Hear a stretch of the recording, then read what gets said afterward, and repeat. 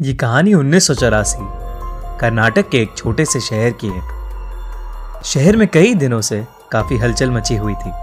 रोज रात में शहर का कोई ना कोई मर्द घर से गायब हो रहा था। ये खबर सुनकर वेंकट नाम का एक रिपोर्टर उस शहर में पहुंचा। शाम के कुछ 6 ही बजे होंगे, पर शहर के लोग जल्दी जल्दी अपनी दुकानें बंद करके घर लौट रहे थे। वेंकट ने देखा कि हर घर के बाहर कन्नड़ा में नालेबा यानी कल आना ऐसा लिखा है। उसने वहां एक पुजारी को रोक के पूछा कि शहर में ये सब क्या हो रहा है। उस पुजारी ने उसे बताया कि शहर में एक लाल साड़ी वाली चुड़ैल घूम रही है।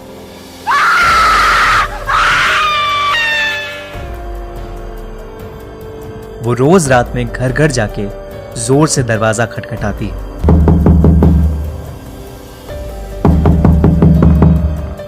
और घर के अंदर जो भी मर्द है उसका नाम पुकारती है।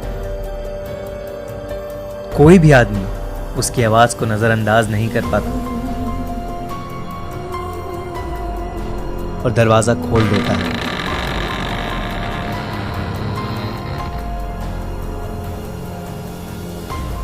कहते हैं वो चुड़ैल उसे अपने वश में करके कहीं दूर ले जाती है और मार देती है।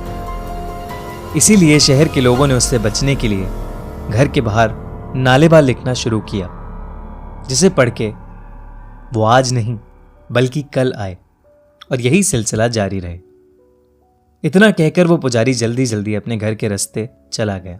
वेंकट को कल के अखबार के लिए अच्छी कहानी तो मिल गई, पर कुछ ही दूर जाते ही उसका स्कूटर पंक्चर हो गया।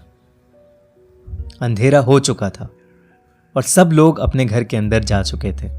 अचानक से वेंकट को लगा कि उसके आसपास कोई है, तो वो स्कूटर लिए तेजी से आगे चलने लगा।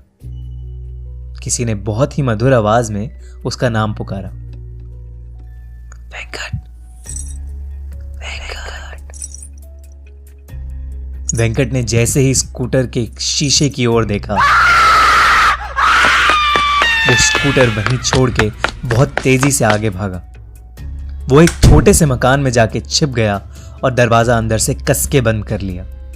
दरवाजे पर जोर जोर से खटखट होने लगी और उसे अजीबो गरीब आवाजें सुनाई देने लगी।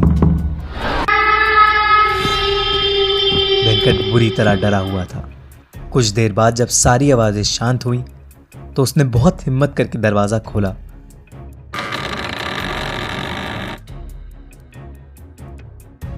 तो वहां कोई नहीं था, पर फिर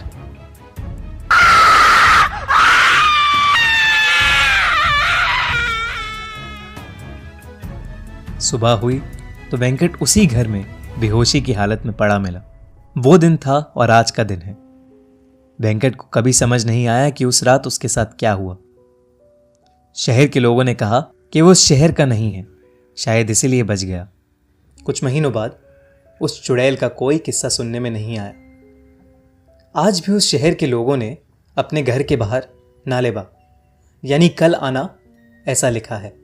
फिल्म स्त्री इसी सच्ची कहानी पर आधारित है।